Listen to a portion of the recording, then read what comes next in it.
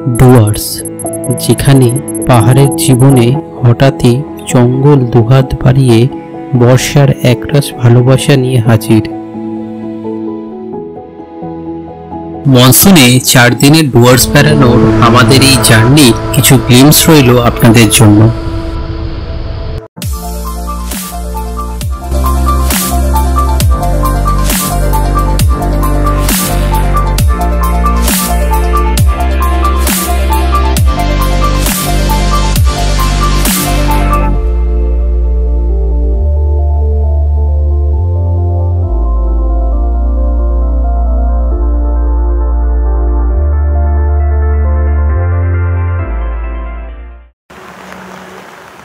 Good morning, welcome to travel journey. আপনার host Pankaj once again দাঁড়িয়ে day 3 আজকে তো দাঁড়িয়ে আছি। এটা আপনার ইউথ হোস্টেলের সামনে, বৃষ্টি পড়ছে আর ইউথ হোস্টেলের জাস্ট এই সামনেই দেখুন এটা পুরো জঙ্গল।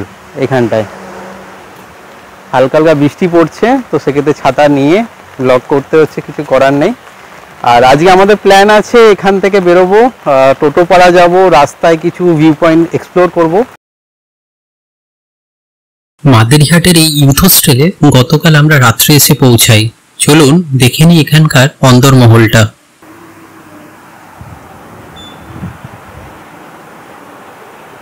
তো রুমে একটা ড্রেসিং টেবিল রয়েছে, আমাদের লাগেজগুলো রাখা আছে। আর এটা 3 জনের জন্য বেড আছে, তো 3 জন আরামসে এখানে শুতে পারবে।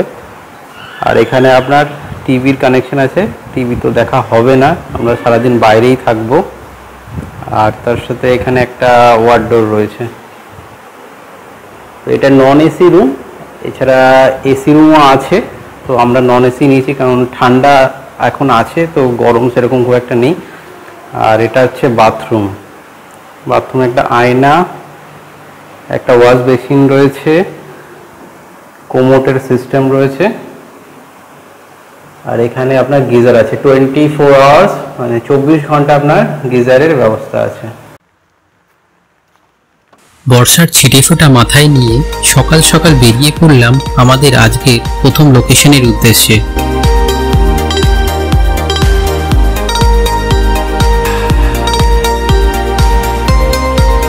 আমাদের কিছু খাওয়া দাওয়া না হলেও গাড়ির জন্য পেট্রোল রিফিল করে এগিয়ে চললাম আমাদের প্রথম লোকেশনের দিকে।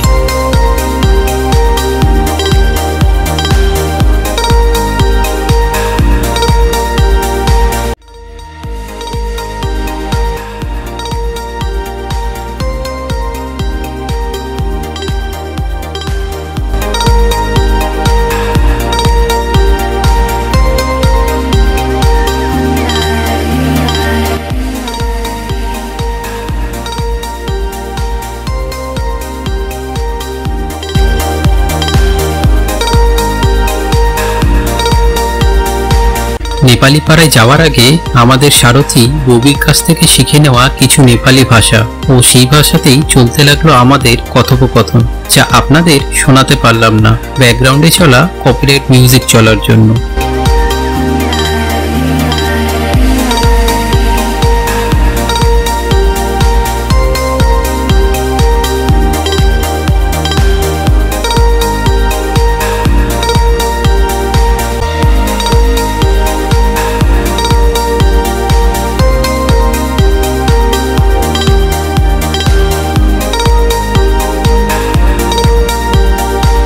টোটোপাড়াতে আসতে আমাদের সময় লাগলো মিনিট 30।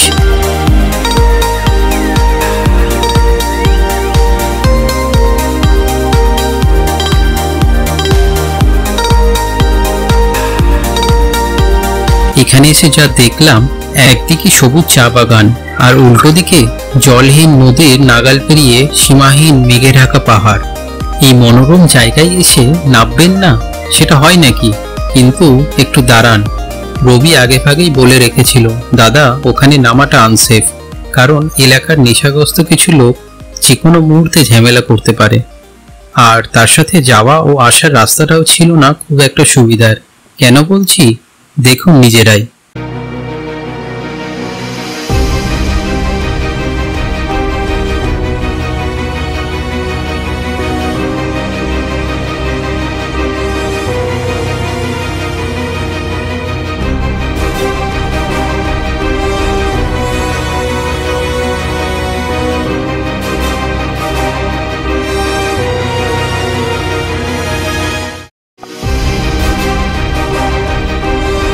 এই অসমতল রাস্তায় গাড়ি একবার খারাপ হলে চরম দুর্ভোগ, আর তার সাথে এই জলহীন নদীতে কখন যে জলধারা শুরু হয়ে যাবে তা কেউ জানে না।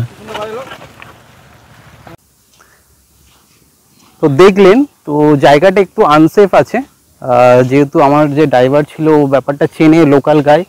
তো যারা লোকালের সাথে এসে ঘুরবেন তো তাদের কথাটাই মেনে চলবেন, কারণ রাস্তায় কি ঘটবে না ঘটবে তার দায়িত্ব কিন্তু সম্পূর্ণ আপনার।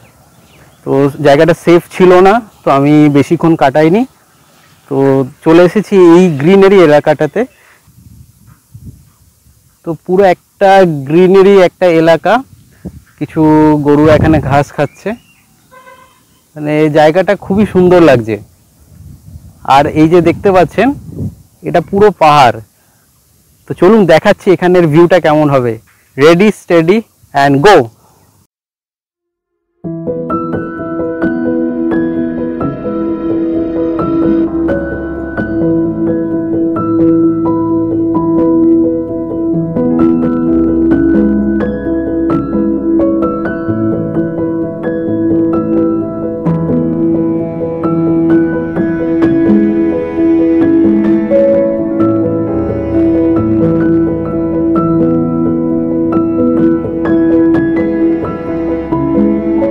নদী চা বাগানকে ছাড়িয়ে দূরের ওই পাহাড়ের সৌন্দর্য ও তার সাথে নীল আকাশে মেঘেদের লুকোচুরি, নেচারকে কাছ থেকে পাওয়া কথাটার অর্থ মানে তো আমার কাছে এটাই।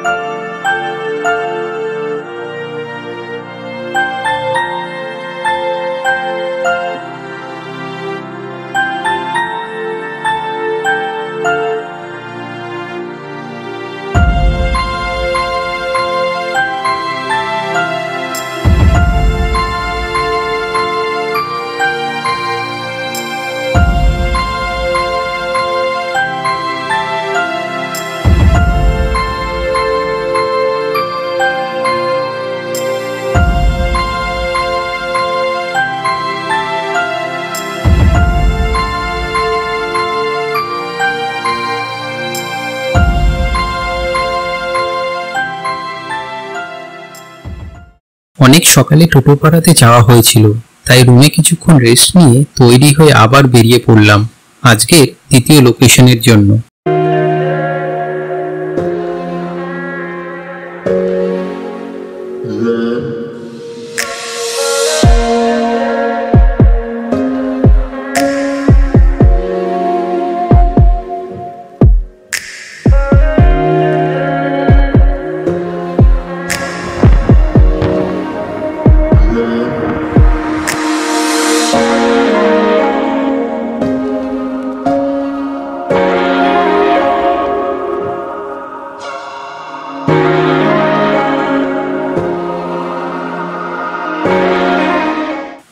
চা বাগানের মধ্যে দিয়ে চলে যাওয়া হাইওয়ে, অন্য মুহূর্তে বর্ষায় বয়ে চলা নদীর স্রোতকে দেখতে দেখতে এগিয়ে চলা। এই খুশি বা আনন্দ সত্যি এই ভিডিওর স্ক্রিনের ওপারে যারা বসে আছেন তারাই একমাত্র অনুভব করতে পারবেন আমার সাথে।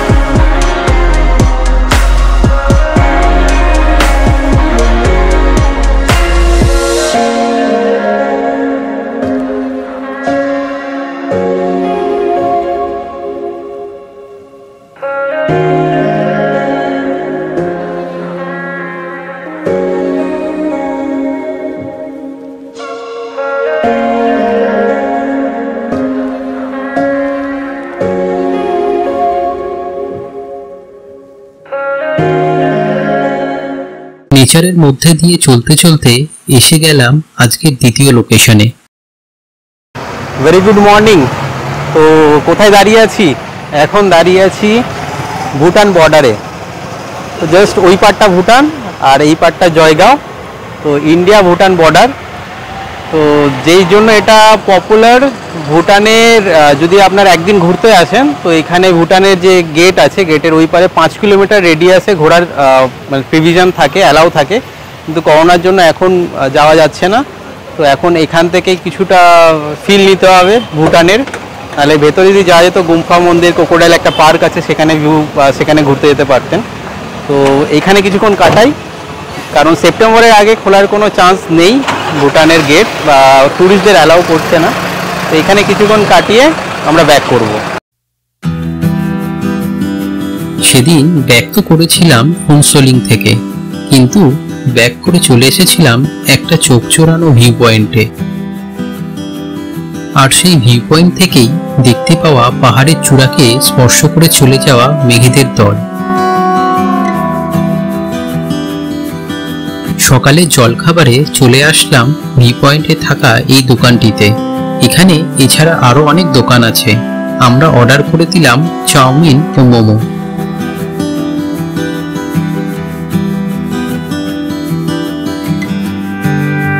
টেস্টি টেস্টি মোমো, সাথে চোখের সামনে পাহাড়, দুর্দান্ত কম্বিনেশন।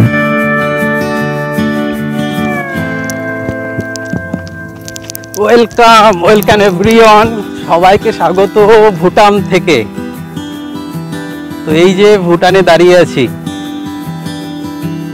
এটা ভুটানের পাহাড় আর এদিকে আমাদের ইন্ডিয়া। তো এইটা হচ্ছে আমাদের ইন্ডিয়া,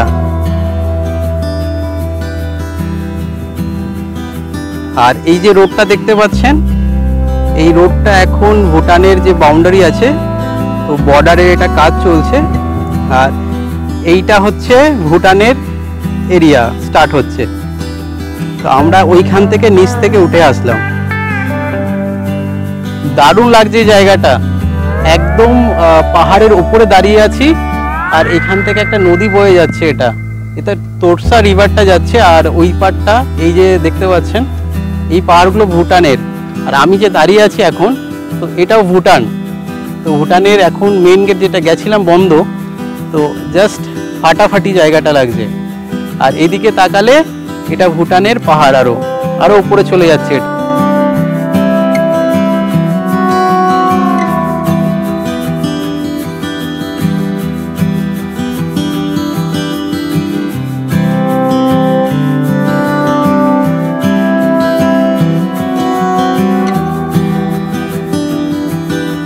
এমনিতে বর্ডার এরিয়াতে ড্রোন ওড়ানো বারণ, কিন্তু আমাদের আজকের গল্পের হিরো রবির একটা শট নিয়েই ফেললাম, খানিকটা ঝুঁকি নিয়ে।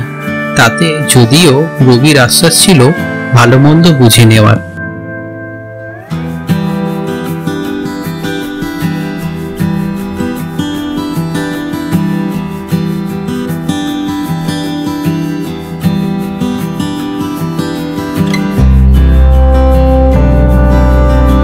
এই স্বর্গ থেকে নামার ইচ্ছা না করলেও নামতে হয়েছিল, কারণ আপনাদের চেয়ে আরো একটা অন্য গল্প দেখাতে হবে।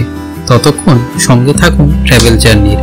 আর হ্যাঁ, ভিডিওটি ভালো লাগলে লাইক শেয়ার করে দেবেন, সাথে সাবস্ক্রাইব করতে ভুলবেন না যেন।